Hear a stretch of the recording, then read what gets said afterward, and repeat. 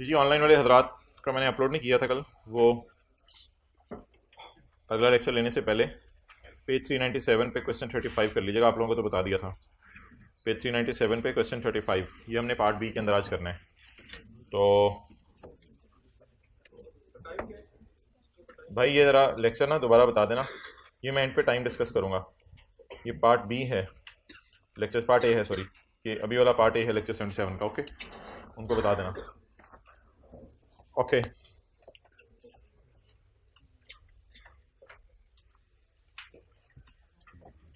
Chapter 20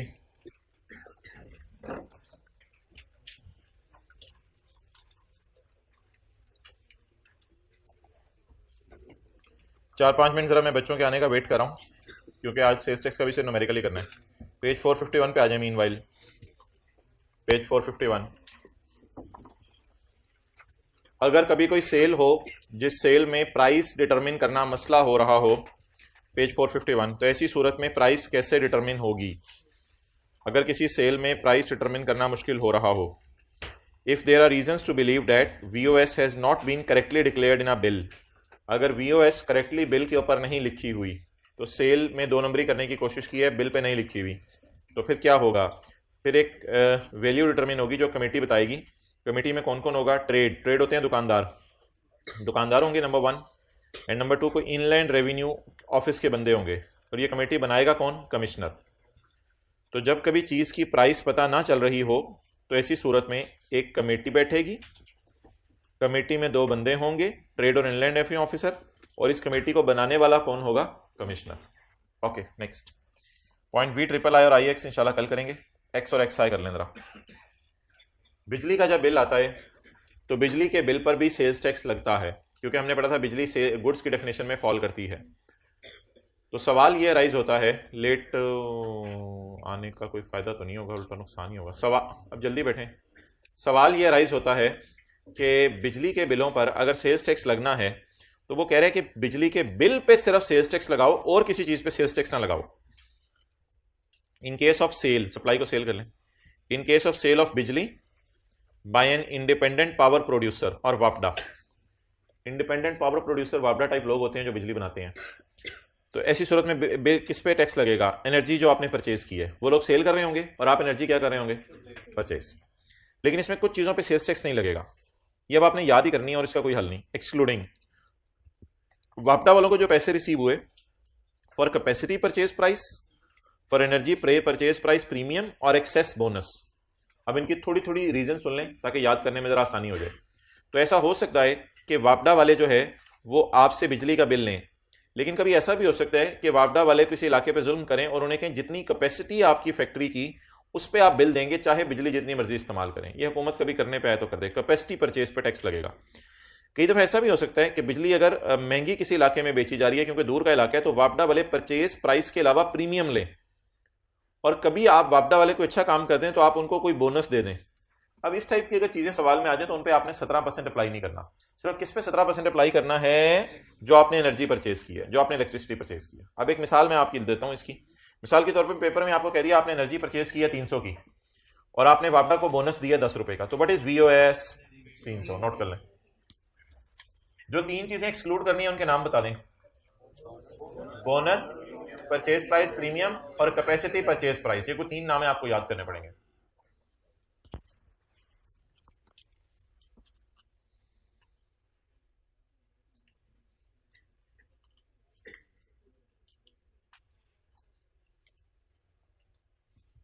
बातें कौन करे? Okay, next.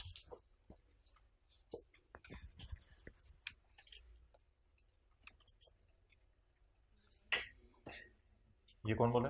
एक सेकंड, कौन बोला था? किस रो से आवाज आई है? पूरी क्लास का टाइम जाया करते हैं, शर्म भी नहीं आती। In case of sale of बिजली, in case of sale of बिजली एंड गैस, बिजली तो ऊपर कवर हो गई, असल में ये पॉइंट मेन गैस के लिए।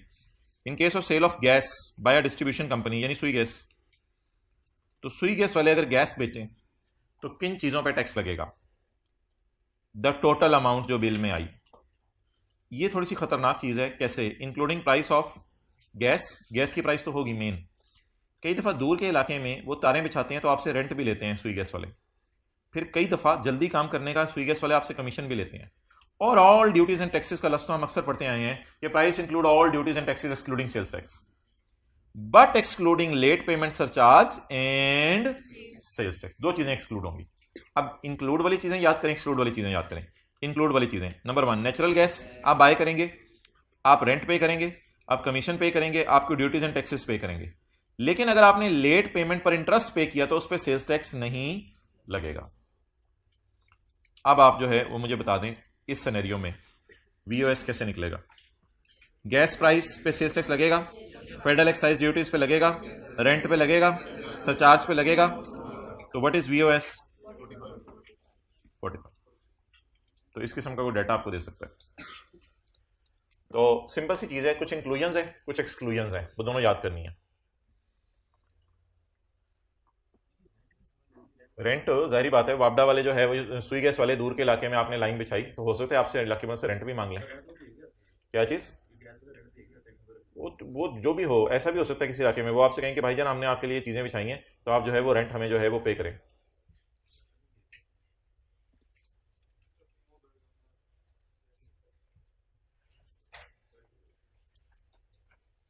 Okay next. अब क्या क्या चीजें आएंगी? Natural gas, rent, commission, all duties and taxes but excluding late payment charge and sales tax. अच्छा, कई दफा किसी इलाके में नई नई फैक्ट्रीज बनती हैं तो हुकूमत उनको सब्सिडी देती है। सब्सिडी मींस मुफ्त में गैस देती है, तो ऐसी सूरत में उस पर भी टैक्स नहीं लगेगा। It is clarified that VOS does not include subsidy provided by federal और provincial government to electricity consumers. जो लोग बिजली इस्तेमाल कर रहे हैं, अगर हुकूमत कोई मुफ्त बिजली दे दे या कुछ ऐसी चीज दे दे तो उस पर टैक्स नहीं लगेगा। तो लिखें, हुकूमत कोई सब्सिडी दे दे तो उस पर टैक्स नहीं लगेगा, वो माफ होगी। भैया आ जाओ, पहली रो में आपने आना है तो जहां बैठते हो, जो जहां बैठते हो वहां बैठा करें, आओ। ओके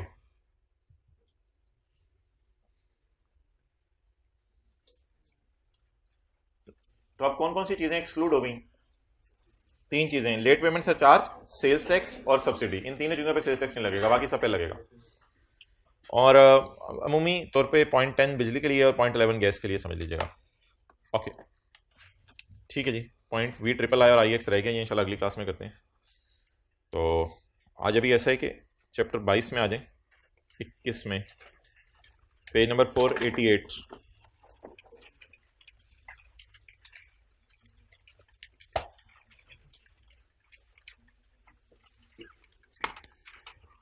तो आज ऐसा करते हैं कि ये न्यूमेरिकल अभी कर लेते हैं, इसको आपने घर में आधे घंटे में जाके दोबारा कर लेना है। और बाकी जो आपने 2 घंटे टेक्स्ट को दिए हैं डेली के, उसमें से आपने 1.5 घंटा या सवा घंटा मुझे दे देना है, जो हम एक्स्ट्रा क्लास के अंदर जो है वो पढ़ लेंगे। ओके, ताकि आपके 2 घंटे से ज़्यादा आज का लोड ना हो। पेज 488।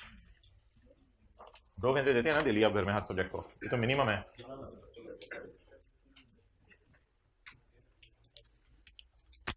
यार आप लोगों को तो मैं देख के मुझे रश आता है कभी कभी कि आप लोगों के पास कितना खुला टाइम होता है। कल इत्तफाकन बच्चे घर में नहीं थे तो मैं तो अब बैठा, तो 4 बजे से बैठा तो रात 12 बजे तक कंफर्टेबली लुट मचा दी। हाँ, ये तो लेटेस्ट टाइम का सोल्यूशन बना था टेक्स्ट का, और उससे पिछले के भी 1-2 सवाल रहते थे। तो बस अब आप ये कह रहे होंगे हम तो 3 घंटे में पेपर करते हैं, तो आपने क्यों इतनी देर लगाई? आप लोगों ने 3 घंटे में 50 करने होते हैं, और टीचर ने जो सोल्यूशन बनाना होता है उसमें 100/100 लेने होते हैं। सोल्यूशन तो सही बनाना होता है ना सारे का। तो बाकी आई कैप ने कुछ सोल्यूशन में फटे फटे भी डाले होते हैं, उन पर भी सर खपाना होता है। फिर आई कैप को बताना पड़ता है ये आपने क्यों किया ऐसा, पिछले टर्म में तो आपने ऐसा किया था। तो वो भी फटे होते हैं, उनको देखना पड़ता है। तो मैं तो हैरान हो गया कि यार कितना खुला टाइम होता है आप लोगों के पास, 8 घंटे तो कंफर्टेबली बंदा निकाल सकता है डेली। ओके, ये अपनी जवानी का ज़माना याद आ गया, आप लोगों के तो मज़े ही मज़े हैं। अच्छा जी, page number 488। Mister Azhar has provided you the following details. Azhar साहब ने आपको ये डिटेल्स दी हैं रिगार्डिंग मंथ ऑफ जनवरी 2011। तो जनवरी के महीने के लिए आपको डिटेल्स दी हैं। अच्छा भाई, सेल्स टैक्स में जो डाटा है उसको अलग अलग करना होता है परचेज में और सेल में, बस ये काम करना होता है। परचेज का डाटा अलग कर लेना होता है और सेल का डाटा अलग कर लेना होता है। इसके लिए कुछ हम वर्किंग्स खोलेंगे जो मैं आपके सामने शो करूंगा। वर्किंग नंबर 1 में हम लगाएंगे परचेज पे 17%। तो दूसरे सफे से आप शुरू कर दें। इनपुट टैक्स परचेजेस पे 17 लगाएंगे, लेकिन परचेज के लिए याद रखिएगा जो भी सवाल में परचेज हुई ना तो इस पे हम 7-7-17% लगाते रहेंगे, परचेज पे हम 7-7-17% लगाते रहेंगे ताकि क्या निकलता रहे, इनपुट। अच्छा जी, इसके लिए आप जो है वो 7 लाइनें छोड़ दें, 7-8 लाइनें काफी हैं। वर्किंग नंबर 2 नहीं, वर्किंग नंबर 2 आउटपुट नहीं, आपने ना पिछली क्लास में व्हाइट बोर्ड वाला सवाल घर में जाके किया है और ना जाके क्वेश्चन 1 दिया वो किया है। अगर आपने वो किया होता तो आप ऐसी बोंगी ऐसा अच्छे बच्चों के सामने ना मारते। इनपुट को करना होता है अपोर्शनमेंट, इनपुट को अपोर्शन करना है। अब सेल आपकी जो है वो 3 किस्म की होगी, सेल आपकी 3 किस्म की होगी, एक आपकी टैक्सेबल होगी, एक आपकी जीरो रेट होगी और एक आपकी एग्जेम्प्ट सेल होगी।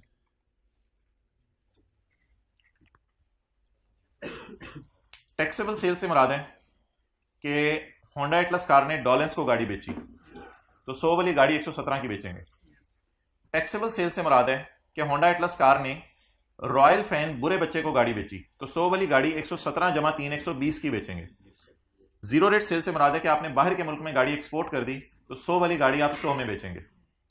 और एग्जेम्प्ट सेल से मुराद है कि आप 100 वाली गाड़ी 100 में बेचेंगे। गवर्नमेंट को एग्जेम्प्ट सेल जरूरी नहीं होता, बस जो भी एग्जेम्प्ट सेल हो वो एग्जेम्प्ट होगी। ओके, सेल यहां से आ जाएंगी, इसके बाद इनपुट आगे आएगा जिसको हम अपोर्शन करेंगे, लेकिन इसके आगे एक और लाइन भी आज आपने छोड़नी है और इसके लिए ये लाइनें काफी हो गई, एक टोटल के लाइन छोड़ देंगे तो वर्किंग 2 5-6 लाइनों पे आ जाया करेगी। That is enough. कभी कभी सवाल में टैक्सेबल सेल काफी ज्यादा दी होती हैं तो इसलिए हम इसको वर्किंग 3 में ले जाया करेंगे ताकि ये फिगर जरा तसल्ली से निकल आए। अगर जीरो रेट सेल ज्यादा दी हुई है तो भी वर्किंग 4 कर लें, कोई मसला नहीं। तो वर्किंग 3 में हम टैक्सेबल सेल कैलकुलेट करेंगे और ये तो आखिरी वर्किंग है इसलिए इसके लिए मुझे लाइनें बताने की जरूरत नहीं है, जितनी मर्जी लाइनें, इसके लिए पूरा रजिस्टर छोड़ दें एंड तक। Okay, next taxable sale. इसमें आ जाएगी होंडा ने जो चीजें जो गाड़ियां बेची हैं अच्छे बच्चों को, डॉलेंस वगैरह को, सेल टू रजिस्टर्ड। और अगर होंडा ने गाड़ियां बेची हैं बुरे बच्चों को तो सेल टू अनरजिस्टर्ड आ जाएगा। इसके अलावा वो कोई सेल वगैरह अगर आ गई सवाल में तो उस सेल को मैं अदर सेल करके इधर ही डाल दिया करूंगा, अदर सेल करके। चलें जी, नोट कर लें। सेल टू रजिस्टर्ड में कितनी लाइनें छोड़ी हैं आपके ख्याल से मैंने? 4 5-6 तो मुझे लग रही हैं। 1 2 3 4 5 6। चलें, सोतों को जगा दें, सोतों को जगा दें, खोतों को उठा दें। ये आपकी क्लास के लिए बात नहीं कर रहा मैं, पहली बात आपकी क्लास के लिए की है। चलें जी, सोतों को जगा दें। ओके गाय, बड़ी हिम्मत करनी पड़ती है छुट्टी के लिए, ये मेरे याद से लोगों का काम नहीं है। इसके लिए स्पेशल अंदर से ना अपने फ्यूचर से खेलने का पहले जज्बा पैदा करना पड़ता है, फिर बंदा छुट्टी करता है। ये आप लोग नहीं, कम से कम हमारे बस का काम तो नहीं है ये तो बहुत हाई लेवल के लोग होते हैं ये। अच्छा जी, अब सवाल में हम पहले बूथा ऊपर करेंगे, ये सबसे बेसिक रिक्वायरमेंट है हर सवाल की। पता नहीं अलाइनमेंट ही होती है, मैं कुछ और कर रहा होता हूँ, आप कुछ और कर रहे होते हैं। सवाल में सबसे पहले हम सेल को देखेंगे और सेल को पकड़ के यहां डाल देंगे जहां जहां की सेल हुई, या इधर डालेंगे सेल को, इधर की बजाय वर्किंग में ले जाएंगे, या इधर डाल देंगे सेल को, या इधर डाल देंगे सेल को। तो सेल का डेटा उठाएंगे सवाल में सबसे पहले। Local taxable sale to registered persons. Local का मतलब है एक्सपोर्ट सेल नहीं है। आपको मैंने बताया था जीरो रेट सेल आमतौर पे कौन सी सेल होती है? Export cell. ये लोकल सेल है, लोकल टैक्सेबल, लोकल एग्जेम्प्ट या लोकल टैक्सेबल? Local taxable. बस इससे ज्यादा सदस्य चीजें हैं, जैसे आप समझ लें सेल और अदर इनकम अलग अलग होती थी, उनको हम डालते थे, रेंट रिपेयर को टाइलमेंट से उठा के डालते, उस तरह की चीजें हैं। बस जो जहां की चीजें वहां इस फॉर्मेट में डाल दें। लोकल टैक्सेबल सेल टू, आप बता दें टैक्सेबल सेल है या एग्जेम्प्ट? टैक्सेबल। अगला सवाल, रजिस्टर्ड है अनरजिस्टर्ड? तो यहां डलेगी लोकल टैक्सेबल सेल्स टू।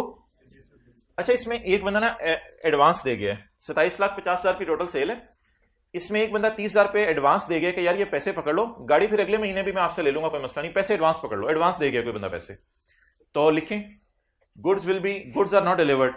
30,000 को अंडरलाइन करके गुड्स आर नॉट डिलीवर्ड, चीजें डिलीवर नहीं हुई। क्यों? एडवांस का मतलब क्या होता है? पैसे पकड़ लो।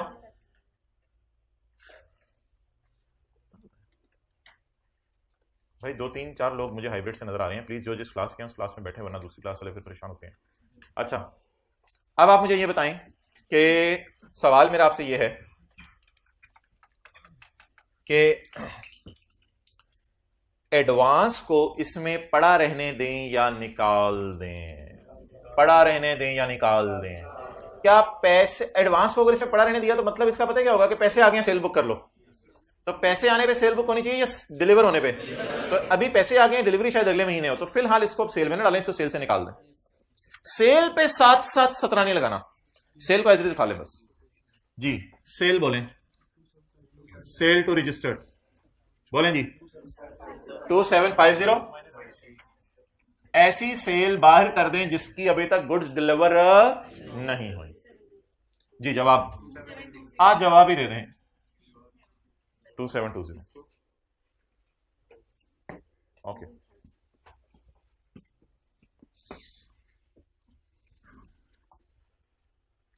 आज छुट्टी करने वाले ने इनकम टैक्स के एतबार से भी फ्यूचर से अपने खेला है और सेल्स टैक्स के एतबार से भी अपने फ्यूचर से खेला है, और टैक्स का फ्यूचर है ही ये। उधर रखिए, और कुछ नहीं खेलने को मिलता आपको, कोई क्रिकेट खेलें, हॉकी खेलें, फ्यूचर से खेल रहे हैं बस।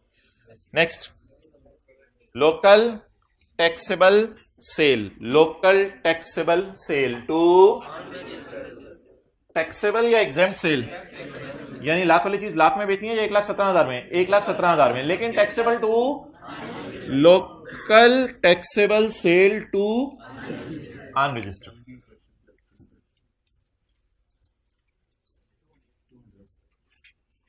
जी कितना? 200। 200।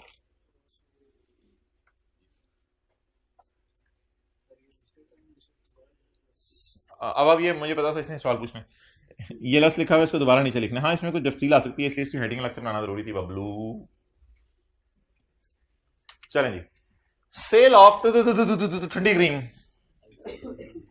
सेल ऑफ ठंडी cream an item of third schedule. कहते हैं मैं बता देता हूं ये थर्ड शेड्यूल की चीज है, यानी उन 20 चीजों के अंदर से है, जो 20 चीजें एक दफा एक बच्चे ने आके क्लास में पढ़ी थी और सबने सुनी थी, ये उन 20 चीजों में है।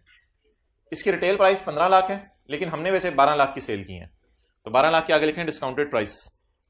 सेल इसकी रिटेल प्राइस 15 लाख है, लेकिन हमने 12 लाख की सेल की है।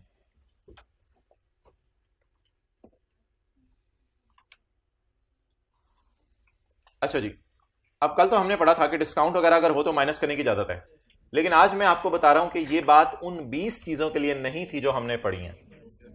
द रीजन इज कि ये जो 20 चीजें हैं ना, ठंडी आइसक्रीम वगैरह या टिश्यू पेपर वगैरह, इन चीजों की यह खासियत है, जो हजरात करीब बैठे हुए हैं उनको R.P नजर आ रहा है लिखा हुआ, R.P रिटेल प्राइस 149.57। वो 0.57 उसने इसलिए लिखी हुई है ताकि जब फिगर राउंड करके सेल्स टैक्स डले तो एक राउंड फिगर दे दें।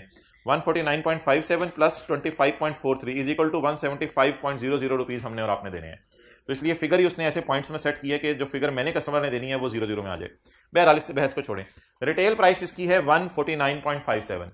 अब दुकानदार को अगर आप पे रहम और तरस आ जाए और आपको सस्ती दे दे तो ये दुकानदार की अपनी मर्जी है। लॉ मेकर जो टैक्स मांगेगा वो इस डब्बे के ऊपर लिखा हुआ टैक्स मांगेगा, वो इधर उधर की बात नहीं सुनेगा। तो याद रखिएगा, थर्ड शेड्यूल वाली चीजों के ऊपर हम सेल प्राइस एक्चुअल वाली नहीं देखा करेंगे, बल्कि हम क्या ढूंढा करेंगे, R.P। R.P is called as, तो थर्ड शेड्यूल वाली चीजों में रिटेल प्राइस देखा करेंगे। 12 लाख पे छोटा सा काटा लगा के 15 लाख पे बड़ी सी टिक लगा दें, तो 12 लाख को देखें और करें और आप 15 लाख को उठा लें, 15 लाख को उठा लें। सेल ऑफ ठंडी क्रीम कहां डालें? कल जो हमने पढ़ा था डिस्काउंट, वो डिस्काउंट में बताऊंगा इन 20 चीजों के अलावा किसी और चीज पे देने की इजाजत है। सेल ऑफ ठंडी क्रीम कहां डालें? सेल ऑफ आइसक्रीम तो 20 चीजों में है, जब 20 चीजों में है तो उन पे सेल्स टैक्स लगता है, जब लगता है तो एग्जेम्प्ट तो नहीं है, तो टैक्सेबल है, ना कोई बाहर के मुल्क में बेच रहे हैं। अब टैक्सेबल में बता दें रजिस्टर्ड में डालें अनरजिस्टर्ड में। मेरे भाई ये कैटेगरी बैलेंसिंग है, अदर्स ये कैटेगरी बैलेंसिंग है। जो सेल कहीं नहीं जाएगी ना, जो एग्जेम्प्ट नहीं होगी, जो जीरो रेट नहीं होगी, जो अनरजिस्टर्ड की नहीं होगी, जो एग्जेम्प्ट नहीं होगी, जो जीरो रेट नहीं होगी, जो अनरजिस्टर्ड की नहीं होगी, जिस सेल के साथ कुछ भी नहीं लिखा होगा वो सेल इधर आ जाया करेगी, वो सेल इधर आ जाया करेगी। तो सेल ऑफ आइसक्रीम 17% पे टैक्स लगा दें।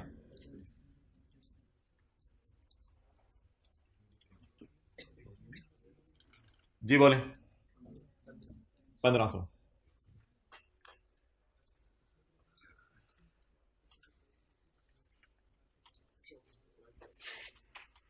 साथ वाले ने रखी हुई है शू क्रीम बैग में। दूसरी क्लास से पहले जो है वो जरा जूते जूते सेट करके आना होगा ना। Okay next. यार अजीब बात है ना, क्या goods taken for private use. आपने क्लास पढ़ी थी परसों की सप्लाई की डेफिनेशन। जब हमने पढ़ी थी तो सप्लाई की डेफिनेशन में हमने पढ़ा था goods taken to private use या गुड्स टेकन फॉर बिजनेस और नॉन बिजनेस यूज। तो ये कौन सी सेल है? टैक्सेबल सेल है। बस इस पे टैक्स आपको देना पड़ेगा 17। अगर ये चीजें आप घर ना लेके जाते तो आप बाजार में इनको बेचते, इसलिए ये टैक्सेबल है। Goods taken for private use कितनी जी? अब मैंने आपको बता दिया है कि जिस सेल के साथ जीरो रेट या एग्जेम्प्ट या अनरजिस्टर्ड नहीं लिखा होगा तो वो बस वो अदर्स में डाल देनी है आपने, अदर्स में डाल देनी है। इस पे 17% टैक्स लगाना है। गुड्स टेकन टू बेगम, बेगम जी कितना? 50। यू हैव टू इंश्योर कि बेगम की लाइफ इज बेगम is the biggest task of your life. चलें छोड़ें। Goods taken to private use, घर चीजें लेके चला गया। ओके तो रिकॉर्डिंग वाले तो हमने कौन सी ऐसी बात कर दी, हद होगी। आगे चलें जी। जिंदगी को बचाने वाली दवाइयां दुनिया में आ गई हैं, लेकिन हमें इससे कंसर्न नहीं। आगे लिखा हुआ है ये एग्जाम्प्ट सेल है। आगे क्या है? बस एग्जाम्प्ट सेल में डालना, एग्जाम्प्ट सेल में डालना जी। तो इस तरह ना आइसक्रीम आ जाए, लाइफ सेविंग ड्रग्स आ जाए, तो ये नाम हमें नहीं पता। अब वो आगे खुद बता दिया करेगा ये क्या चीजें हैं, हमने तो नहीं चीजों के नाम याद करने। बस एग्जाम्प्ट सेल है, इस पे हुकूमत ने टैक्स नहीं लगाया हुआ। 4000। ओके जी जी बिल्कुल, लेकिन हुकूमत को सेल्स टैक्स 1500 दे। Okay exports zero rate. ये मैक्सिको चीजें बेची हैं, बाहर के मुल्क में बेची हैं, तो एक्सपोर्ट जीरो रेट। बोले जी 2000। यार बोलना, मुझे पता है तेरा दोस्त नहीं आ जाएगा, लेकिन तू तो ना बोल। ओके ये देख तेरा दोस्त। अदर इंफॉर्मेशन, ये तो अदर इंफॉर्मेशन है, छोड़े। मेरे आप कोई और सवाल शुरू करते हैं। अच्छा जी अदर इंफॉर्मेशन। अब शायद परचेज की बातें शुरू कर दी हैं उसने, तो बस सेल और परचेज के डाटे को अलग अलग करना होता है। एक नई मशीन खरीदी है हमने 3 लाख रुपए की, अल्लाह और दे, वो कमीशन इनटू ऑपरेशन ड्यूरिंग जनवरी, और जनवरी में इस्तेमाल करनी शुरू कर दिया है। मेरे भाई सेल्स टैक्स में मशीन की परचेज को हम अलग रखा करेंगे। Machine is like fixed asset, जो फैक्ट्री के अंदर गड़गड़ गड़गड़ करके चलती है और उससे चीजें बनती हैं। मशीन चलती है, चीजें बनती हैं, मशीन चलती है, चीजें बनती हैं। इधर से रॉ मटेरियल डालते हैं, उधर से फिनिश गुड निकल आती हैं। मशीन की परचेज को आपने अलग रखना है। इनपुट मशीन, मशीन की परचेज अलग रखें, मशीन का इनपुट अलग रखें। मशीन की परचेज को हाजिर किया जाए 300, साथ साथ 17% लगा दें। इधर मशीन के अलावा परचेज आ जाएगी, इधर मशीन की परचेज आ जाएगी। जैसे मशीन को अलग से देखा जाता था, नई मशीन को उधर, इधर नई पुरानी का चक्कर नहीं है। उधर नई मशीन को जैसे अलग से देखा जाता था, इनिशियल अलाउंस वगैरह और प्रोटोकॉल, तो इधर मशीन को अलग रखें। मशीन की जब आपने मशीन परचेज की होगी तो आपका जो बिल बना होगा वो बना होगा 351 का। आपका बिल बना होगा 351 का, उसमें 3 लाख आपने मशीन के दिए होंगे और 51 आपने सेल्स टैक्स पे किया होगा, और 3,51,000 की आपने एनर्जी बचा के रखनी है दूसरी क्लास के लिए, और 3,51,000 की आपने मशीन खरीद ली होगी। क्लियर? ओके नोट करें। तो परचेज पे 7-17 लगाते नहीं, सॉफ्ट तरीके से जरा साथ वाले कान पे बोलें। परचेज पे 7-17 लगाते नहीं। परचेज इतना होली परचेज बोलें कि वो आपको चेज करने लग जाए। Not dramatise the situation. आगे जी पर लग रहे हैं आप लोगों ने देखा। पॉइंट 2, एक और परचेज है, purchase of raw material from unregistered supplier amounted to 18 lakh.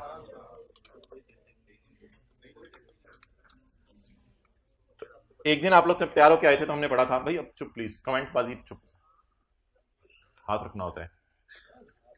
अच्छा परचेज रजिस्टर्ड लोगों से भी हो सकती है और अनरजिस्टर्ड लोगों से भी हो सकती है।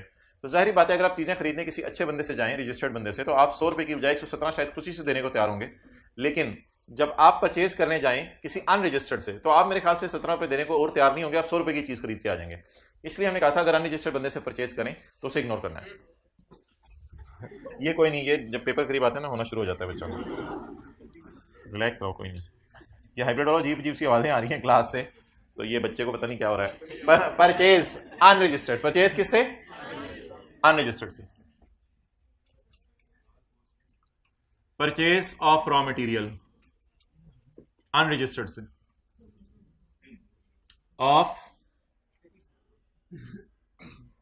ऑफ रुपीज 1800, लेकिन इसे डैश डाल के इग्नोर कर दो। Purchase of raw material unregistered person से।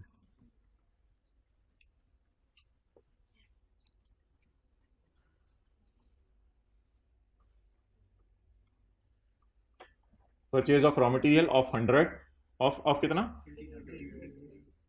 1800 फ्रॉम अनरजिस्टर्ड बंदा। एंड पे नजर नहीं आ रहा तो सुन लें, purchase of raw material of 1800 from unregistered, dash डाल दें आगे। यार तुम्हारा मुंह इस तरह खुला ना, मैंने बॉल पेन डाल देनी है। ओके चलें जी आगे। ये चीजें मैट्रिक एफएससी में नहीं टीचर्स ने बताई। Point number 3, purchase of taxable raw material from registered suppliers. Purchase from registered supplier, registered बंदे से परचेज की है। किससे परचेज की है? जो आप रजिस्टर्ड बंदे से परचेज करेंगे तो क्या आप परचेज पे 17% देंगे? नहीं देंगे? देंगे? देंगे या नहीं देंगे? देंगे परचेज पे 17%। अच्छा, purchase of raw material from registered supplier amount to 2600।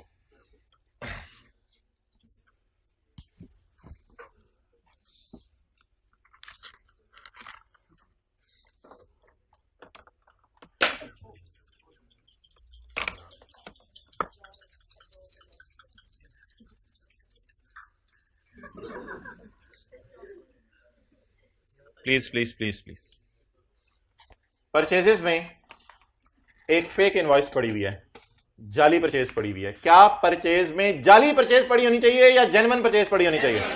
जाली जेन्युइन, जाली जेन्युइन, जेन्युइन परचेज पड़ी। परचेज में जाली परचेज, असल में लोग कोशिश ये करते हैं कि परचेज में जाली परचेज डाल दें और परचेज में जाली परचेज डालकर परचेजेस अपनी बढ़ाएं, ताकि परचेजेस जब फेस पे माइनस हो तो टैक्स की बचत हो।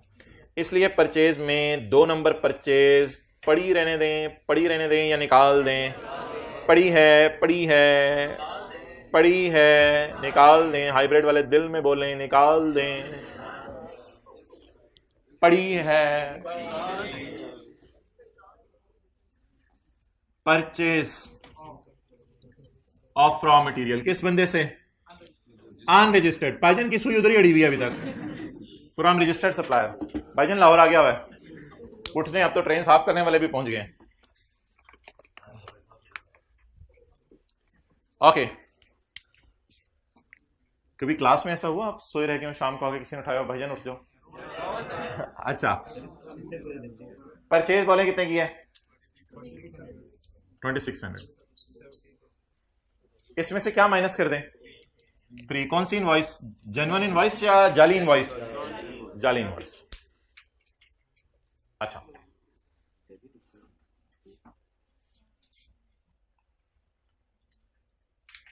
क्या देख रहे हो गौर से? ये तो 2600 - 3 लिखना है। Purchase of raw material registered supply लिखो। ओके, अब मुझे ये बताएं, क्या कभी FAR 1 के टीचर ने आपको ये बताया है कि यस सर, ये बताया कि चांद पे कैसे जाने? तो यस सर। यार बोंगियां मारता है ये बंदा, सवाल तो सुन लेते हैं। इतनी मोहब्बत FAR 1 के टीचर से पूछने से पहले यस बोल दिया। अच्छा, क्या आपको कभी FAR 1 के टीचर ने बताया है कि हमारा ईयर एंड दिसंबर है और हम फरवरी में परचेज रिकॉर्ड करना भूल गए थे, तो दिसंबर में 31 दिसंबर को एंट्री डाल के परचेज रिकॉर्ड कर दें और रेक्टिफाइंग एंट्री कर दें, कोई हर्ज नहीं है? क्या ये बताया है? क्या अकाउंटिंग की क्लास में भूली हुई परचेज ईयर एंड पर रिकॉर्ड की जाती है? क्या अकाउंटिंग की क्लास में भूली हुई परचेज रिकॉर्ड की जाती है? जाती है। ओके, अब मेरा सवाल आपसे ये है कि सेल्स टैक्स वाले इसमें थोड़े से कंजूस मक्खी फ्लाई चूस हैं। सेल्स टैक्स वाले क्या कहते हैं? सेल्स टैक्स वाले कहते हैं कि सुबह का भूला हुआ अगर शाम को घर आ जाए तो उसको आने दो, लेकिन अगर सुबह का भूला हुआ अगले दिन सुबह आए तो उसे को बेटा तुम बाहर ही रहो। सेल्स टैक्स वाले कुछ इस तरह का कहते हैं। सेल्स टैक्स वाले कहते हैं अगर तुम्हें भूली हुई परचेज 6 महीने के अंदर याद आ जाए तो रिकॉर्ड कर लो, और अगर 6 महीने के बाद याद आए तो फिर परचेज के कान में अच्छे से कह दो बहुत देर कर दी तुमने, बहुत देर कर दी तुमने purchase, you are so late, please get out. तो परचेज को आप निकाल दें। अच्छा, यू आर ऑलरेडी, अच्छा अब ना बात को बढ़ाया करो ना। अच्छा, अब सवाल यह है कि भूली हुई परचेज को आप रिकॉर्ड कर सकते हैं अगले, बोलें अगले 6 महीने, ये वाला महीना डाल के काउंट कर रहे होंगे दीवाने। परचेज को आप रिकॉर्ड कर सकते हैं भूली हुई को अगले 6 महीने या अगले 6 महीने में जब भी याद आ जाए, अगले 6 महीने में जब भी याद आ जाए। अच्छा, फर्ज करें टैक्स पेयर को मार्च में भूलने की बीमारी लग गई, तो इसे अब भूल गया परचेज रिकॉर्ड करना। अब ये भूली हुई परचेज कब तक रिकॉर्ड कर सकता है? अप्रैल तक। चपेड़े मारे बंदा, अप्रैल, मई, जून, जुलाई, अगस्त, सितंबर।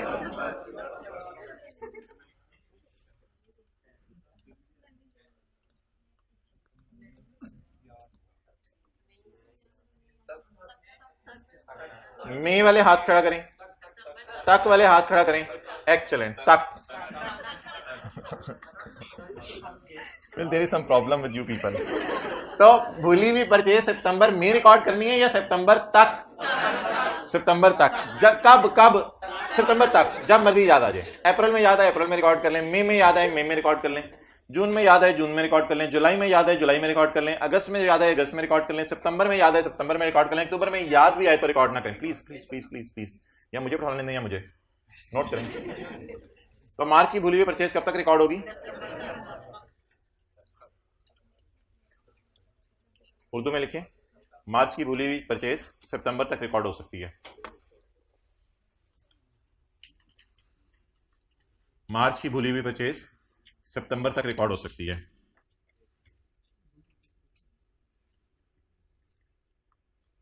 यानी प्लीज प्लीज प्लीज, बस it's enough for today at least. यानी अगले 6 महीने में कभी भी जरूर लिखिएगा, यानी अगले 6 महीने में कभी भी। इस कॉन्सेप्ट को काफी ज्यादा है वो।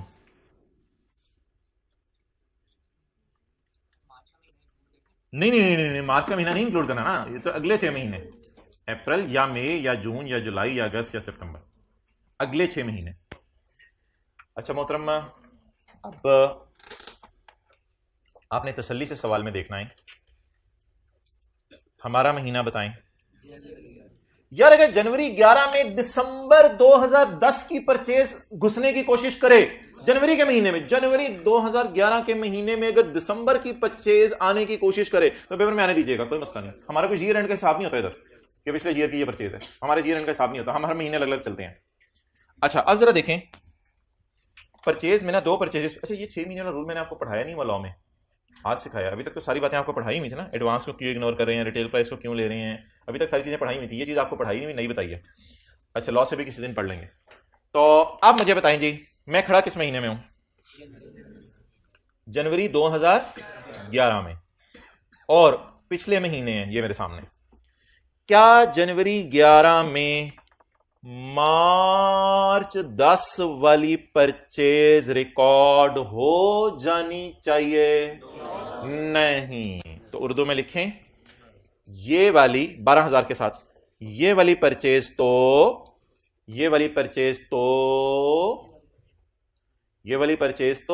सितंबर 2010 तक रिकॉर्ड हो सकती थी पे फोकस कीजिएगा। ये वाली परचेज तो सितंबर 2010 तक रिकॉर्ड हो सकती थी। मोहतरम खुद लिखें प्लीज, लिखने के लिए जो बंदे रखे हुए हैं ये सही नहीं है, आप खुद लिखें क्लासेस वाले भाई।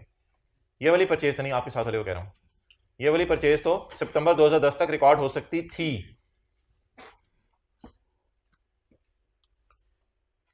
लेकिन हमने तो कर दी है, क्या करें? निकाल दें, एक्सेलेंट, 12,000 को निकाल दें।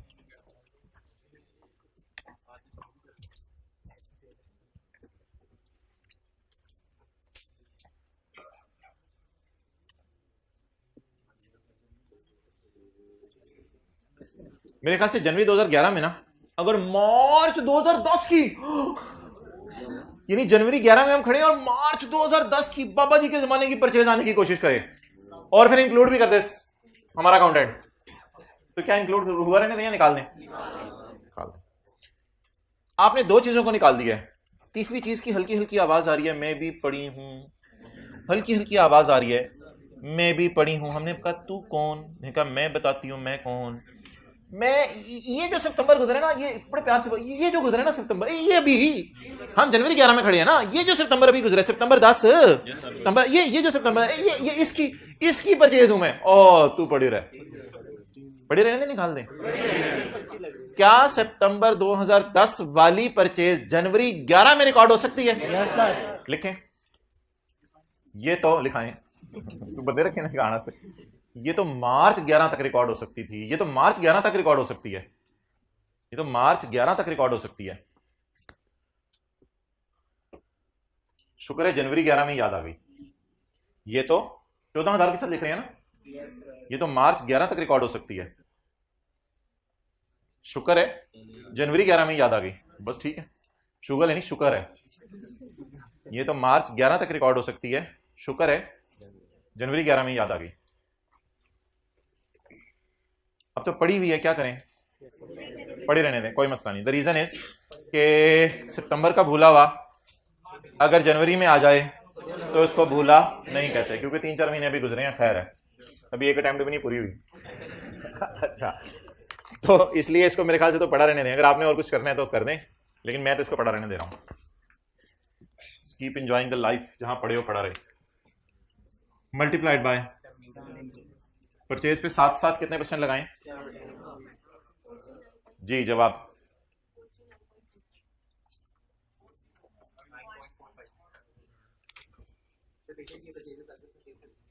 हाँ हाँ हाँ, तो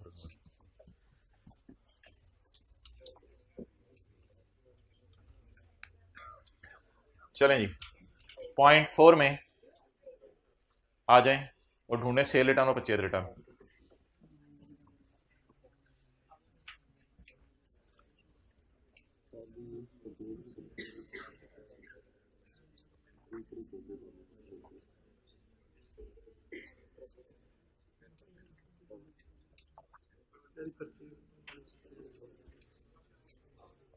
दूसरी आसान है, पहले दूसरी देखें। अच्छा जी,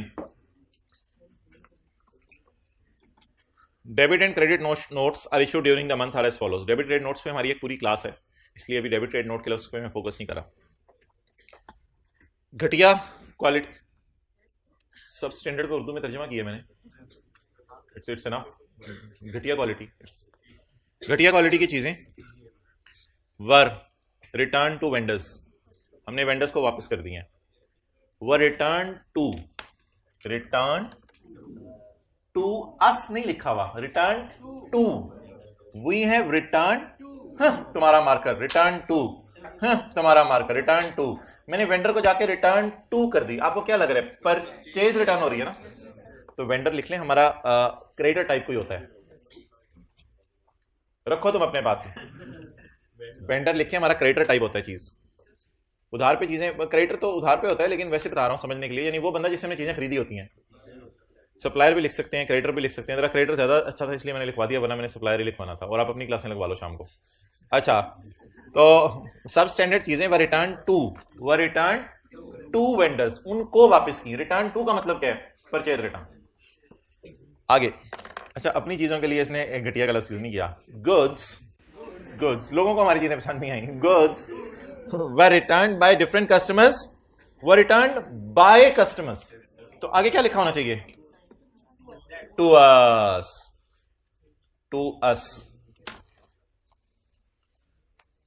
goods were return by customers, were return by customer, हमारी तरफ फेंक रहे चीजें, वो पकड़ो अपनी चीजें वापस।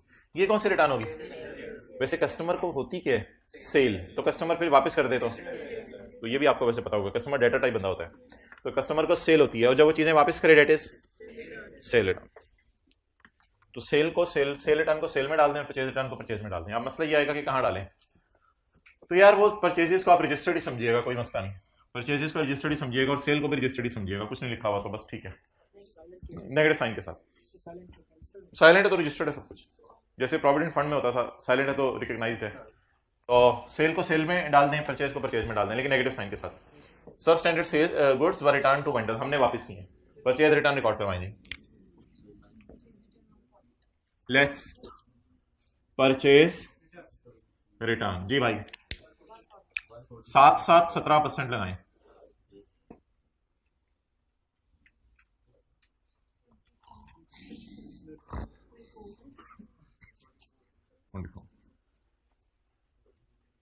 वैसे आप जिंदगी में किसी को पढ़ाएंगे भी ना तो वो भी सो जाया करेगा, इतनी स्लो प्रोसेसिंग है आपकी। आगे चलें जी, परचेज को परचेज रिटर्न में से माइनस कर दिया, परचेज रिटर्न को परचेज में से, और सेल रिटर्न को सेल में से। बड़ी बात बताई सर आपने, इस तरह ही सोचते। सेल रिटर्न, घर में क्योंकि लाइट गई हुई है, मुझे पता था पहले, इस तरह की बातें ना किया करेंगे, अगले का दिल दुखे। सेल रिटर्न 43, सेल पे 7 कौन लगा रहा रे? किस पे 7 लगा रहा? परचेज पे। किस पे नहीं लगाना? सेल पे नहीं लगाना। ओके चलें जी आगे चलें, बेहतर बेहतर। Sales tax brought forward from December amounted to 7 lakh. ये ना फिगर सेल्स टैक्स है, यानी ऑलरेडी 17% पे पड़ी है। इस पे कुछ 17 लगा के ना साइंसदान नहीं बनना, इसलिए उसने सवाल में लिखा हुआ है all figures are excluding sales tax, यानी सारी फिगरें 100 पे पड़ी हैं। यानी अगर 30 लाख में की गाड़ी है और 35 लाख 10 हज़ार में बिकती है, भाई मेरी बात सुनो येलो शर्ट, अगर 30 लाख की गाड़ी और 35 लाख 10 हज़ार में बिकती है तो ये 30 लाख टाइप फिगर है। तो सारी फिगरें 100 पे पड़ी हुई हैं, सिवाय वेयर एवर एप्लीकेबल, जहां कहते हैं मैं कुछ और बता दूं तो वो फिर तुम खुद ही समझ जाना। तो ये एक वाही जगह है जिसमें उसने बताया हुआ है कि पिछले महीने का सेल्स टैक्स 17% के एतबार से 7 लाख है। ये क्या है, इसको छोड़ें, इसको अभी हम डिस्कस करते हैं। ओके इसको छोड़ दें। अब आप जो है वो टोटल्स करें, वर्किंग 1 और 3 का पहले टोटल करेंगे, फिर एंड पे वर्किंग 2। 1 और 3 का टोटल करें, 466, नहीं गलत करा दिया, 415। भाईजान मशीन को आज के बाद हम लालो लाल कर दिया करेंगे, मशीन को लाल कर दिया करेंगे। इसको टोटल करें लाल में। ना ग्रैंड टोटल तो मैं करने को कह ही नहीं रहा, मैं तो सब टोटलियां करने को कह रहा हूं। तो मशीन हो गया 51 और बाकी चीजें होगी 415। क्लियर? अच्छा जी, अब सेल का टोटल करते हैं, लेकिन सेल का टोटल ना ग्रैंड टोटल चलेगा, सेल का टोटल ग्रैंड टोटल चला दें, इसमें अलग से कोई मसला नहीं है। सेल का टोटल ग्रैंड टोटल करते हैं, 4220। अब जी वर्किंग 1 और वर्किंग 3 में से चीजें वर्किंग 2 में ले आए। इधर ले आए इसको, 4220। अच्छा मोहतरम, आज के बाद याद रखिएगा एक बात, बादशाह सलामत कह रहे हैं जी काली लाल को बुलाया जाए। ये काली होगी, ये लाल, तो मोहतरम काली लाल को लेके चले। काली लाल तुम्हारे लिए ऑर्डर आ गए हैं, काले को अलग लाल को अलग। असल में ना आपने इनपुट मशीन का अलग रखना है क्योंकि ये लाल है। अच्छा जी, नहीं फिक्स एसेट का नहीं, मशीन का। मुझे अभी पढ़ा लेंगे sales tax law, section 8B आपको पहले पढ़ा दूं। काली लाल को हाजिर किया जाए जी, काले चितिया, लाल लाल, ओ लाल भाई जो पुठा।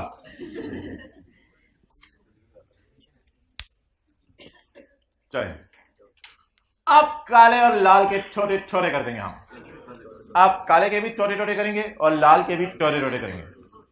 छोटे छोटे करने से पहले इसका टोटल कर ले, टोटल 10 220। पहले किसके छोटे पसंद करेंगे आप? काले के छोटे कर दें या लाल के छोटे कर दें? काले के छोटे कर दें।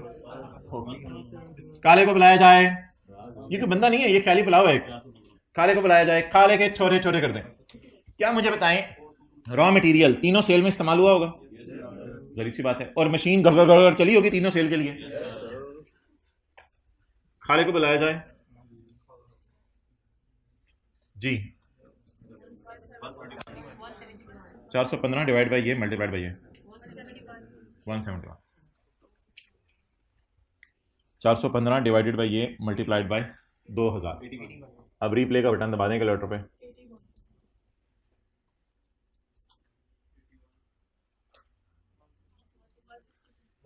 चार सौ 15 डिवाइड बाई 10220 मल्टीप्लाइड बाई 4000 160। चलो 3 कर दो, 2 आना चाहिए वैसे, कोई मसला नहीं। 3 कर दिया तो ये बराबर आ जाएगा, इसमें कोई मसला नहीं यार, कोई मसला नहीं।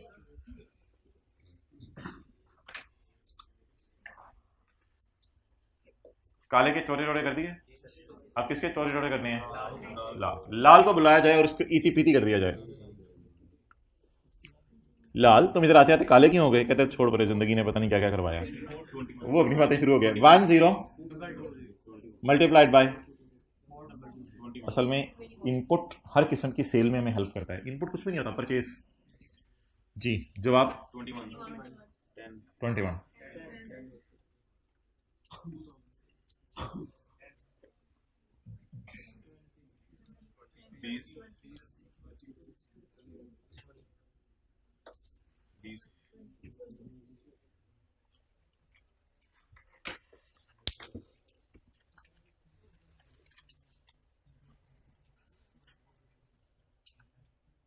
You are not supposed to hold his shoulder. Let his shoulder relax. Okay. Now,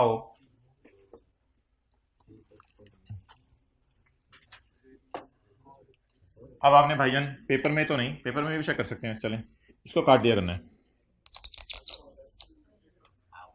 इसको सवाल के फेस पे लेके नहीं जाएंगे क्योंकि ये तो सेल ही एग्जाम्प्ट है, एग्जाम्प्ट सेल। हाँ, आप लोग 163 और 20 ना निकालें पेपर में, 163 और 20 ना निकालिएगा।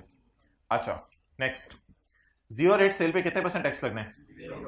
इसको भी काट दें, इसको भी काट दें। ये जो हुकूमत आपसे बड़ी खुश होगी कि आपने इतने टायर और इतना मशीन का पोर्शन मेसी वाली गाड़ी जो एक्सपोर्ट किया उसमें लगाया, एक्सपोर्ट जो गाड़ी की उसमें लगाया, तो ये हुकूमत आपको रिफंड दे देगी। इसको आपने ना यहां से चिन्ह से शुरू करना है, न्यूमेरिकल एग्जैक्ट यहां से शुरू करना है। ये न्यूमेरिकल का फेस हो रहा है, रिफंडेबल, हुकूमत से वापस मांग लें ऑन 0 रेट सेल, हुकूमत से 0 रेट सेल का रिफंड मांग लें जी। 81 + 10 91। ये ब्लैक डब्बा हो गया। 81 और 10 लिखें, रिफंडेबल ऑन 0 रेट सेल। ऊपर कितनी लाइनें छोड़ी हैं? 8-9 छोड़ दी हैं। न्यूमेरिकल का फेस है ना, ये तो पहला सफ़ा है। ओके, अब आपकी नजरें सिर्फ दरमियान वाला मार्कर पकड़ाइए।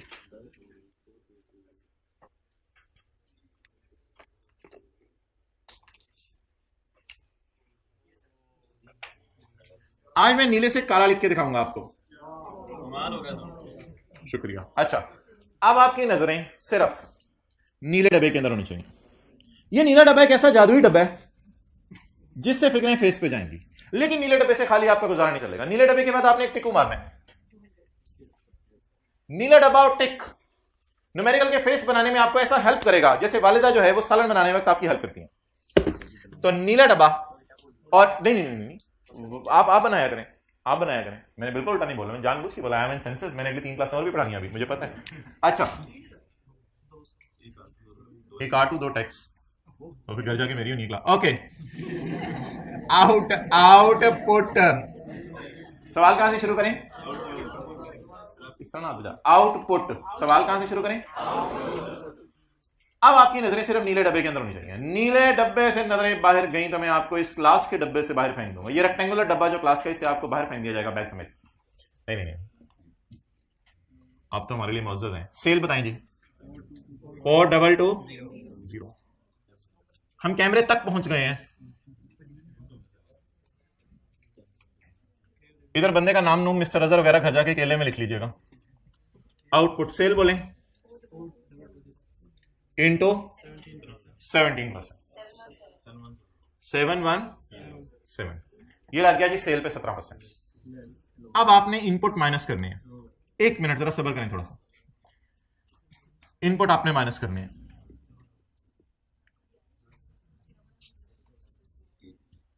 एक आपने जो इनपुट माइनस करना है वो है ये 171 वाला, ये आपने माइनस करना है इसी सेल का इनपुट।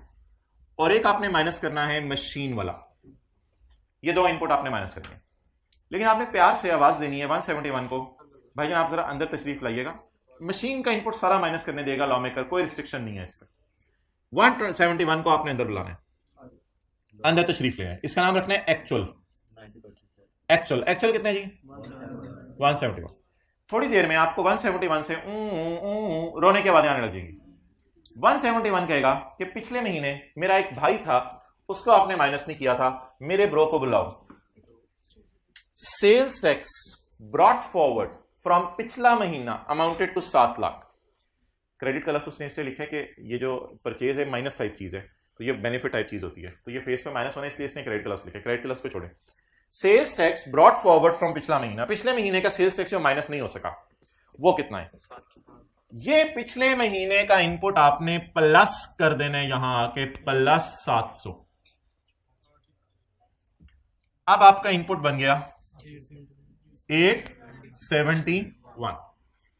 इस 871 को, इसमें दो चीजें हैं, इस महीने का इनपुट भी है और पिछले महीने का इनपुट भी है। इसे आपने कंपेयर किया करने 90% ऑफ 717 से। अब जब आपने लगाया 90% ऑफ 717 तो जवाब क्या आया? आप माइनस करना कितना, ज्यादा नोट ना करें, आप माइनस करना कितना चाह रहे थे? 871। लेकिन लोअर कौन सा है? तो माइनस हुआ कितना? माइनस करना कितना चाह रहे थे? इसको कैरी फॉरवर्ड कर ले। करना चाह रहे थे 871, किया 645। ये 226 फरवरी के न्यूमेरिकल में माइनस, नोट नहीं करना साथ साथ, ये 226 फरवरी के न्यूमेरिकल में माइनस होगा। बल्कि जब फरवरी का न्यूमेरिकल आपको पेपर में आएगा तो उसमें लिखा होगा sales tax brought forward from January amounted to 226,000। इस तरह की लाइन लिखी होगी। तो ये इस महीने माइनस नहीं हो सका तो कोई मसला नहीं, कब माइनस हो जाएगा? अगले महीने। ओके, बताएं जी। 70,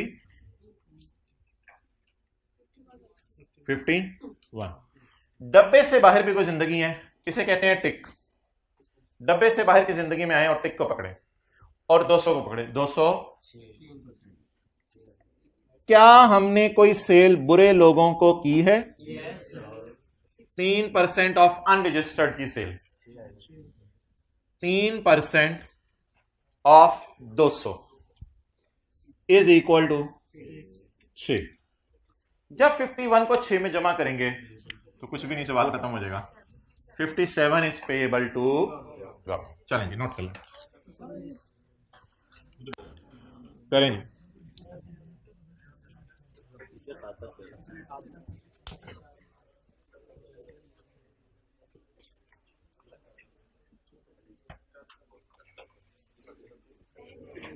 अच्छा, बरकत के लिए कुछ लोग अभी भी ऊपर देख रहे हैं।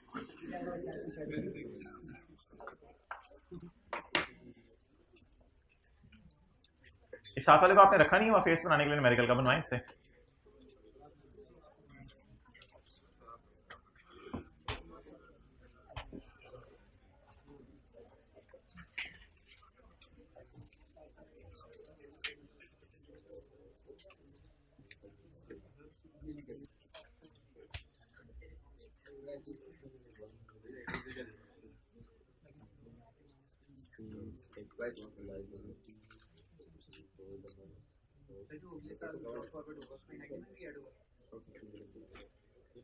ये अलग से वापस मिलेगा।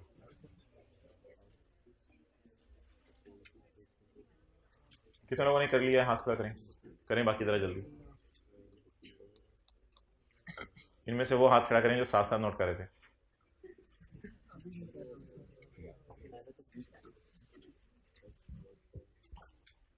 ओके, तूने ज्यादा फीस दी हुई है, तेरी बात मांगो, रुपये मांगो। प्यारे बच्चे, अच्छे बच्चे, इधर देखो, टीचर को क्यों रोकते हो? Mister Azhar, sales tax liability for the month of January. अच्छा जी, let's start from the start. हमारी नजरें किसमें हों? नीला डब्बा, नीला डब्बा, नीले डब्बे में नजर नहीं थी। मैं इसलिए बात याद रह जाती है, आप लोग दिल पे ले लेते हैं। 4220 जरा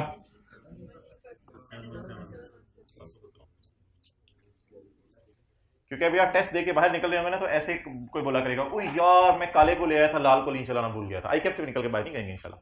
फिर कोई कहेगा, ओ यार मैं टिक्कू भूल गया था, तूने 3% लगाया था टिक्कू पे? हाँ मैं टिक्कू, ओ यार, ओ एक कहेगा मैं डब्बा ही भूल गया था पूरा, अच्छा फेर मारा तो फेस ही नहीं बनाया, ओ यार नहीं डब्बा ही भूल गया, मैं वर्किंग करके आ गया। अच्छा, I think you know Punjabi.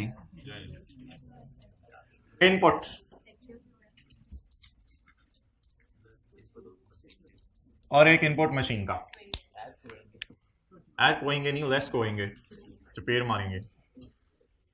क्या लफ्ज बना दिया ऐसे पंजाबियों ने। इनपुट, लोअर ऑफ जी, try to win Pakistan, actual जी, class 700, 871, Have you been with Michael since long? अच्छा, 645 कितना लोअर है? 645, शुक्र है। कितना लोअर है? 645। कितना माइनस करने को दिल चाह रहा था? एक्चुअल कितना किया? बाकी ख्वाहिशें फिर कभी पूरी होंगी अगर जिंदा रहे तो फरवरी में।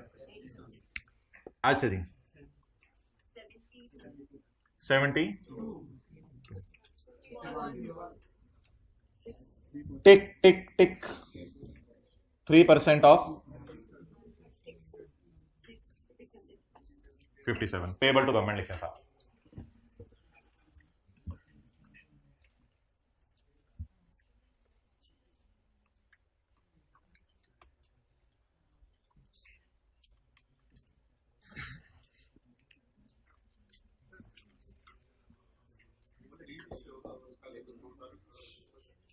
क्या चीज? इस तरह न्यूमेरिकल नहीं आएगा। अच्छा मोहतरम, क्लास आपकी इंशाल्लाह बड़ा क्लियरली सुन लें, 3:15 पे या 20 पे शुरू हो जाएगी। सरासिफ की एमएफए क्लास से स्टूडेंट्स आएंगे, बीच में हम असर की ब्रेक लेंगे। 3:15 या 20 पे क्लास शुरू हो जाएगी और 1.25 घंटा हमें न्यूमेरिकल में लगेगा, यानी इंशाल्लाह 5 बजे तक आपको फ्री कर दिया जाएगा असर की ब्रेक डाल के। दूसरी बात, जिन हजरात की कोई मजबूरी है या दूसरे कॉलेज में या इस कॉलेज में कोई क्लास है, वो क्लास के बाद मेरे से मिल लें। 2-3 लोग कल मिले हैं, उनको मैंने अलाउ कर दिया है। कोई कद और मिल जाएंगे, उनको अलाउ कर देंगे। बाकी फीमेल स्टूडेंट्स उसी हाइब्रिड रूम में जाएंगी जहाँ उनकी R1 की क्लास होती है, और बॉयज़ उसी हाइब्रिड रूम में जाएंगे जहाँ R1 की क्लास होती है। और ग्राउंड फ्लोर के ऊपर ये क्लास होगी, और जिस किसी का कोई मसला है क्लास के बाद आके शेयर करे, उसका कोई हल निकालते हैं। 3:20 पे इंशाल्लाह मैक्सिमम क्लास शुरू हो जाएगी। यार अब हम लोग यानी यूट्यूब पे जाएं, हमारा आप पे एक लेवल है यार यूट्यूब पे, तो हर एरा नथु वगैरह पहुंचा होता है यूट्यूब पे। अब एक पूर्वकार इंसान हो आपने क्यों यूट्यूब पे जाना? ओके अच्छा जी, नाउ इट्स ओवर, ये खत्म हो गया।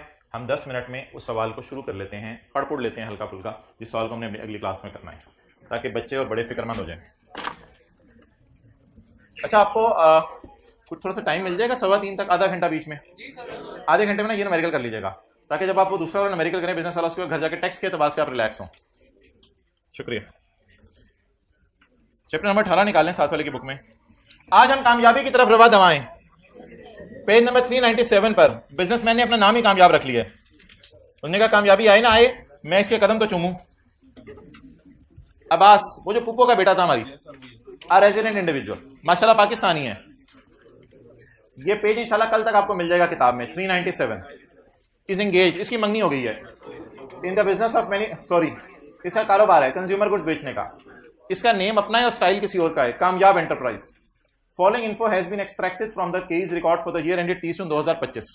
सेल आ रही है, कॉस्ट ऑफ सेल आ रही है, खर्चे आ रहे हैं, इंटरेस्ट आ रहा है, अदर इनकम आ रही है, प्रॉफिट आ रहा है। ऐसा कोई खर्चा हमें नहीं मिला जिसे उल्टाने की जरूरत पड़ेगी। पेज 397 चाचू निकाल ले जल्दी, पेज 397 एडिशनल इंफॉर्मेशन। अच्छा जी, अकाउंटिंग डेप्रिसिएशन को हम इंशाल्लाह टेकअप कर लेंगे। अकाउंटिंग डेप्रिसिएशन को टेकअप कर लेंगे। ये 12 लाख की है। टैक्स वालों की ना यार मोबाइल नहीं, टैक्स वालों की WDV पिछले साल के आखिरी दिन या हमारे साल के पहले दिन प्लांट एंड मशीनरी की है 6860। बिजनेस का न्यूमेरिकल शुरू होने लगे, हम इनकम टैक्स में वापस आ गए हैं सेल्स टैक्स से।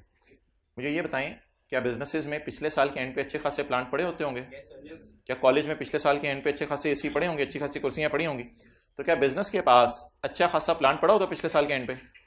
ये उस प्लांट की कॉस्ट आ रही है या WDV आ रही है? क्या मैं इन दोनों बातों को हाईलाइट करके लिख सकता हूं ओपनिंग टैक्स WDV?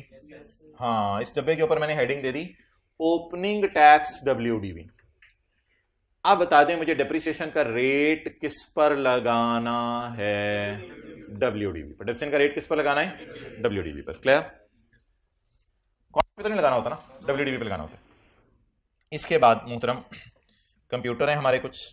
क्या पिछले साल के एंड पे बिजनेस के पास कोई कंप्यूटर वगैरह पड़े होंगे? पिछले साल के एंड पे पड़े होंगे। आगे चलें। क्या पिछले साल के एंड पे हमारे पास कोई मोटर व्हीकल वगैरह पड़ी होंगी? अभी अगली लाइन को छोड़ें, 80% वाली बात। क्या पिछले साल के एंड पे हमारे पास कोई मोटर व्हीकल्स पड़ी होंगी? तो पिछले साल के एंड पे हमारे पास क्या क्या पड़ा हुआ था? यार ये इसी चलाओ ना। पिछले साल के एंड पे हमारे साथ क्या क्या पड़ा हुआ था? जल्दी बताएं। प्लांट पड़ा हुआ था, पिछले साल के एंड पे हमारे पास कंप्यूटर पड़ा हुआ था, और पिछले साल के एंड पे हमारे पास मोटर व्हीकल पड़ी हुई थी। हमने एक न्यू कंप्यूटर बाय कर लिया, मैंने ग्रीन मार्कर दोबारा पकड़ लिया है। हमने एक न्यू कंप्यूटर बाय किया है फॉर 1.5 लाख। डन। और हमने एक मोटर व्हीकल जो हमने खरीदी थी वो हमने क्या कर दिया? बेच दिया।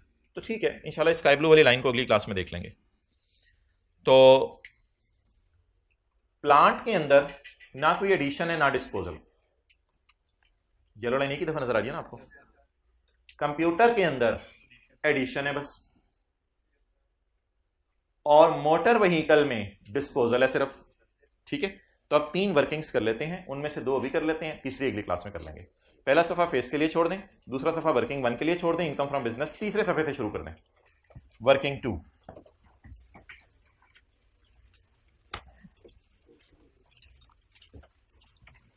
एक एक करके एसेट को लेके चलते हैं।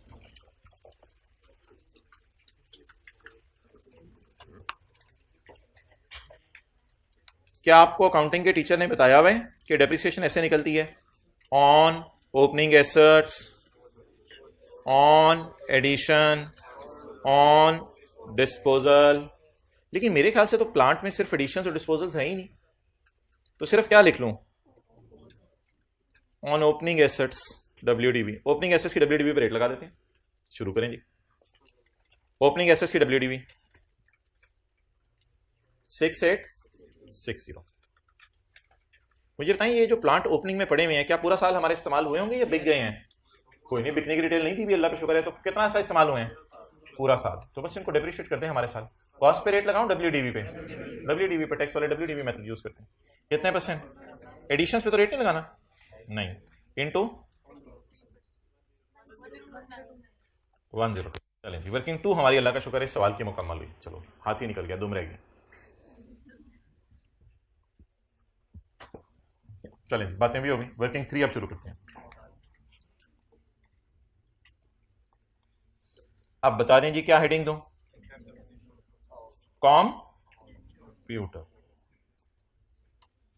टैक्स वालों की डेप्रिसिएशन कंप्यूटर के ऊपर। कंप्यूटर अमोर्टाइज नहीं होता, कंप्यूटर हार्डवेयर है, कंप्यूटर टच होता है, टचेबल है। अमोर्टाइजेशन सुबह सुबह बुलवाते हैं, दोपहर को भी बुलवाएंगे। टैक्स वालों की डेप्रिसिएशन कंप्यूटर के ऊपर। लेकिन ये छोटी छोटी चीज़ें आपको याद रह जानी है कि सर एक दिन आपने 1.25 घंटे के लिए अलग से बुलाया था, फिर कभी आप बूढ़े हो जाएंगे, मैं मीनार पाकिस्तान पे हम मिलेंगे आपस में, मिसाल के तौर पे मुलाकात हो जाए, तो आप याद करेंगे देखें हमने 1.25 घंटा 1.5 घंटा आपके लिए निकाला था। तो यही छोटी छोटी बातें याद रह जाती हैं। और क्या है टैक्स डेप्रिसिएशन कंप्यूटर की। हाँ वैसे जब आप बूढ़े होंगे तो अच्छा ऑन ऑफ चले बात बढ़ गई। ऑन ओपनिंग SSWDB इनके ऊपर अलग लगाएं मेरे ख्याल से, एडिशन के ऊपर अलग ना लगा दें, एडिशन भी हो रही है ना इसमें। अच्छा वैसे बताएं पिछले साल के एंड पे हमारे पास कितने कंप्यूटर पड़े हैं? 8 लाख के। ये 8 लाख क्या है? कंप्यूटर की बीवी, पिछले साल के एंड वाली और हमारे साल के शुरू वाली 8 लाख। इस तरह की बातें हम करते करते हंसते खेलते क्लास खत्म कर देंगे। 8 लाख नहीं, ये कमेंट बाजी प्लीज प्लीज खुदा के लिए, it's height of anything. Building के लिए 10, कंप्यूटर के लिए 30, बाकी सब के लिए। तो कंप्यूटर पे एडेप्शन का रेट बोलें भाईजान। ये वो कंप्यूटर हैं जो पिछले साल वाले हैं, मट्टी पड़ी हुई है जिसपे निशान पड़ गए हैं, जिसपे स्टूडेंट्स ने अपने साइन कर दिए हैं, कीबोर्ड जो है बटन निकले पड़े हैं, ये वो वाले कंप्यूटर हैं। अब हमने, आप लोग बातें कर लें फिर हम शुरू कर दें क्लास। अब हमने लश पश नया कंप्यूटर खरीदा जाके, a new computer untouched. Unboxing करते हैं ना लोग, पता नहीं उसकी भी वीडियो लगा रहे होते हैं, ये विले लोग हैं।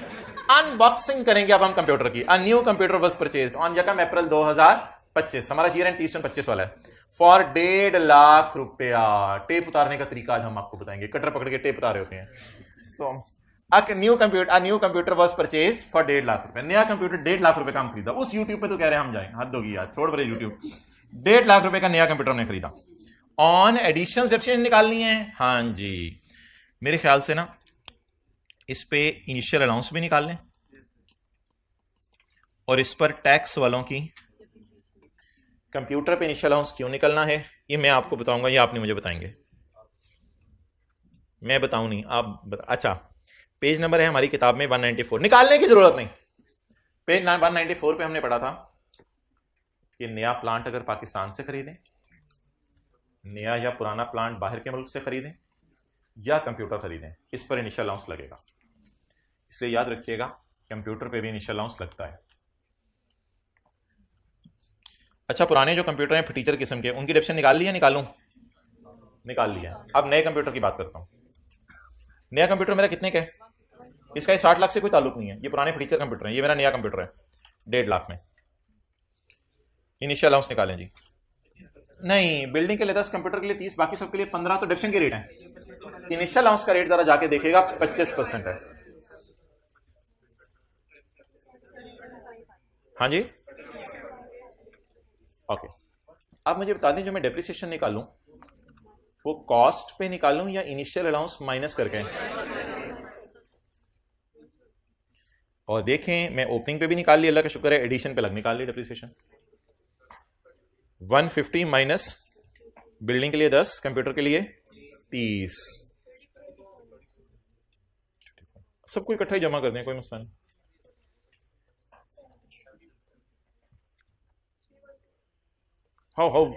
हाउ जी पीपल यू आर। इसमें इनिशियल अलाउंस पड़ा हुआ, खैर है कोई मसला नहीं, खर्चा ही है ना, चाहे इनिशियल अलाउंस है चाहे टैक्स डेप्रिसिएशन है, कोई मसला नहीं। जल्दी नोट करें।